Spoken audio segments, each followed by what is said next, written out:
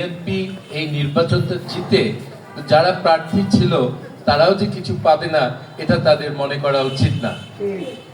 অনেক কিছু আছে, মানে আমি এগুলো বিস্তারিত বলবো না। ব্যাংকের চেয়ারম্যান থেকে শুরু করে চায়ের বোর্ডের চেয়ারম্যান, চায়ের বোর্ডের মেম্বার, তারপরে এক্সপোর্ট প্রমোশন ব্যুরো, অনেক পোস্ট আছে যেটা প্রধানমন্ত্রী সেটা নিয়োগ করে এবং উনি বেছে নিবেন এমন লোক যারা বিএনপির জন্য কাজ করেছে, কিন্তু কিছুর বিনিময়ে তারা কাজ করেনি, তারা জাস্ট কাজ করেছে।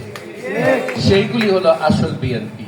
এবং আমি আশা করি এখানে অনেক সেরকম লোক আছে এবং এখানে অনেক সিনিয়র নেতা আছে যারা কোনো পদের জন্য বা মন্ত্রিত্বের জন্য বা এমপি হওয়ার জন্য তারা বিএনপির জন্য খাটে না, তারা জেল খাটেনি।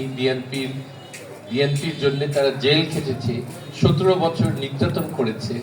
আমার 2018 নির্বাচন, যেটা ধানের শীষে আমি করেছিলাম, তখন আমি শুনেছি যে 16 জন বিএনপির বড় নেতা, তারা ইউনিয়নের সভাপতি, তারা হাওড়ে গিয়ে লুকিয়েছিল কারণ তাদেরকে ধরে ফেলতো।